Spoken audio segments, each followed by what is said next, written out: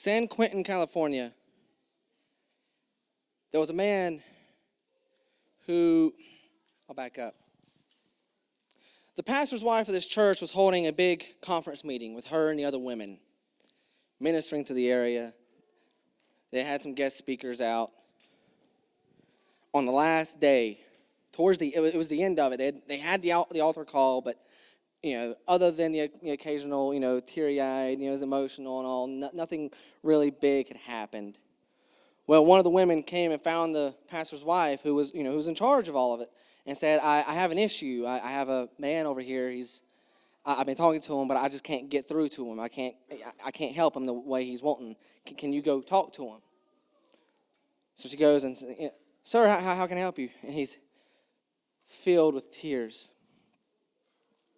He says, I've been here, I've been listening to all the speakers, and I'm a sinner. I'm terrible.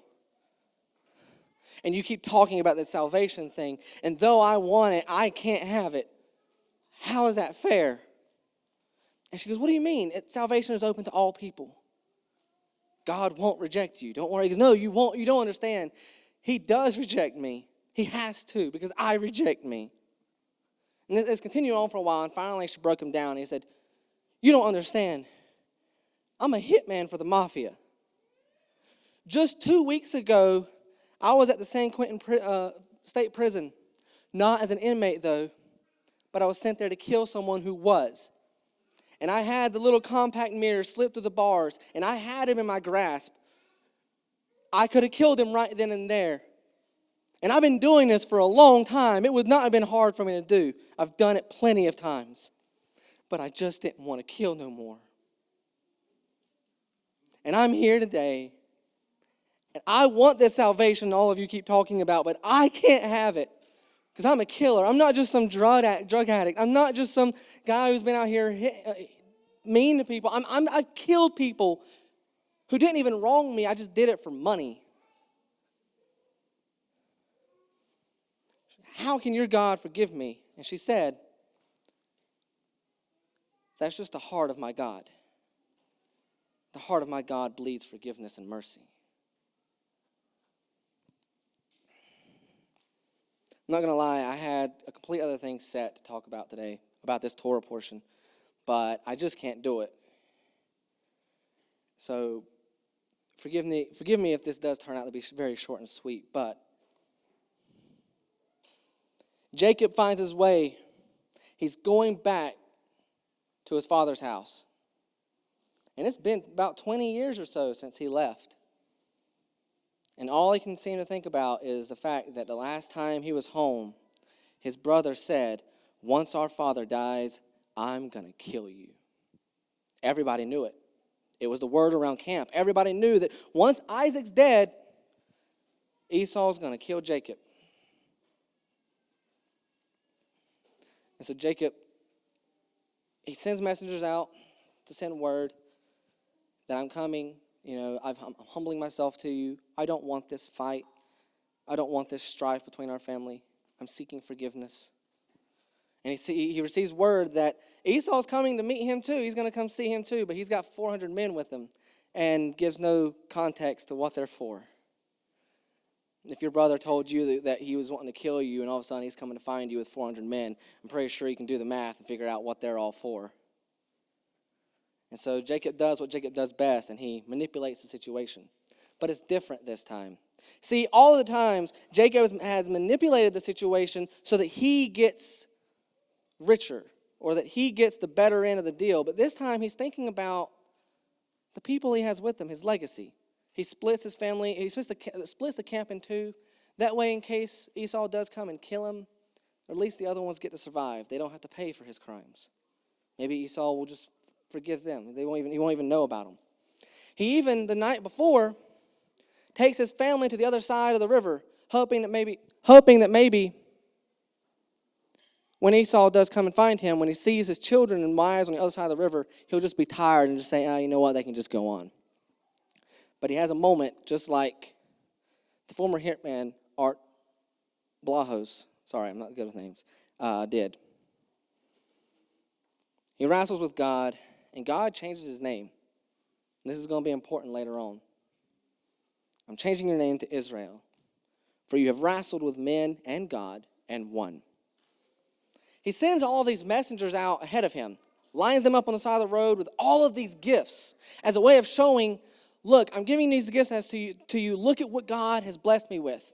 I know I've wronged you in the past, but look how God has blessed me. Maybe we can find some reconciliation here. Can I find your favor? Please, brother. When Esau finally comes and meets him, he doesn't even want the gifts.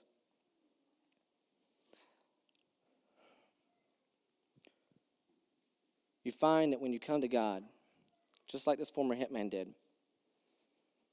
not only can God forgive you, but he can change you.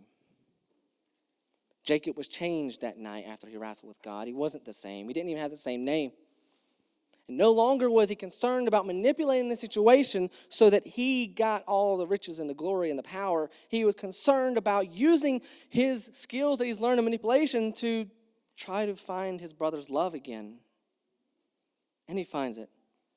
So maybe Jacob wasn't the only one changed. We don't know what Esau's intent was, but maybe Jacob wasn't the only one changed. We go through the rest of the story, and I won't go through every little part of it. You can read that part, but Jacob finally goes to see his father, and it's presumed that both Jacob and Esau are there. And by this time, Isaac's like 180 years old. If you remember, 20 years ago, before Jacob left, it already said that Isaac was so old he couldn't see anything. This is 20 years later. I wonder how far his health has deteriorated since. You know, the scripture says he comes to the full measure of his days. What does that mean, the full measure of his days? Well, imagine there's some fathers in here tonight, or this morning. I'm sure, for those of you who have more than one child, I want you to imagine if you woke up one morning and a camp tells you that your other child is left because the other one said the moment you die, he's going to kill him. All of your life's work and your children, all of that raising. And you know that the moment God takes you out of this world, your family's going to be torn apart because one's going to kill the other. They'll kill each other. How do you live with yourself? With this burden of regret, knowing that your death carries consequences that you can't affect. And so you finally come to the time when you know you're getting close. And what's the last gift that God gives you? Both of your sons come to bury you together, hugging each other. The full measure of his days. For the last 20 years, I can imagine that was what he prayed for. Nothing else mattered except that.